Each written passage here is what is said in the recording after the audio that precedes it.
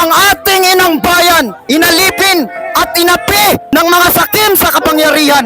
Ipinagkait ang hustisya at katarungan. Mas inuna ang pamumulitika kaysa sa interes ng bayan. Pilipino dapat ang pinaglingkuran. Pero bakit buhaya ang pinoprotektahan? Ninakaw ang ating pinagpaguran. Kaya sisingilin natin sila bilang kabayaran. Ilang buwis pa ang mawawala.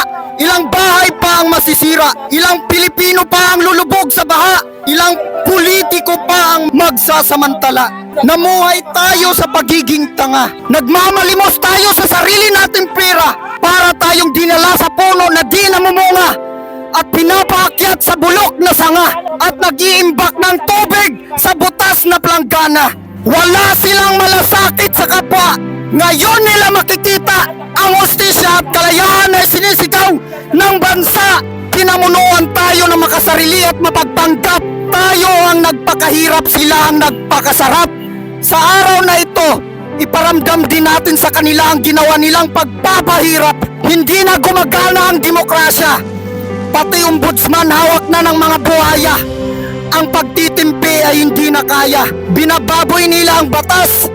Mga kabataan, tayo na lang ang pag-asa ng Pilipinas. Hindi tayo aatras. Pilipinas, nilunod ka sa kahirapan dahil sa panghihigit. Daig pa ang bagyo kung taong bayan ang humagupit. Lalaban tayo ng may pagmamalasakit dahil ang kabayanihan ay pagbubuhis ng buhay ng walang kapalit. Tunay na ang pag-ibig ay di napibili, sapagkat ang pagmamalasakit sa kapwa at sa bayan ay higit pa sa sarili. Sa ngalan ng hukbong sandatahan ng Republika ng Pilipinas, katahimikan o karapatan, tungkulin o katarungan, kapayapaan o kalayaan, ang buhay ay ibinubuhis sa bayan, hindi sa politiko na nangapi sa bayan. Bayan ko, ang pabayaan o ipaglaban, ang magmalasakit o walang pakialam, ang magtagumpay o ang magpaalam. Ang pagprotekta sa korupsyon ay pagtataksil sa bayan. Lahat ng mga nagprotekta sa magnanakaw ay mananagot sa taong bayan. At ang pinakautak ay nasa Malacanang.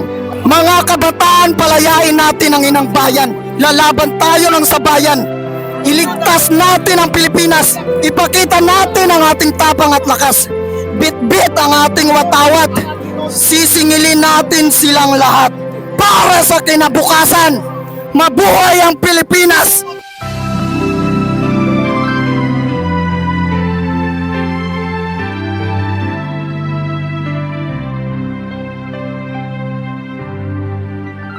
Ang bayan ko'y tanging ikaw, Pilipinas kong mahal, ang puso ko at buhay man sa iyo'y ibibigay. Tungkulin kong nagampanan na lagi kang paglingkuran.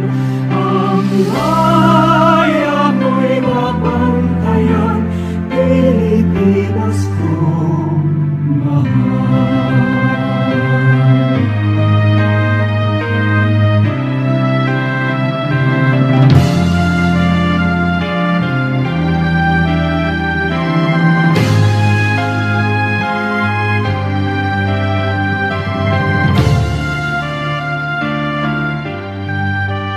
Ang bayan ko'y tanging ikaw, Pilipinas kong mahal, ang puso ko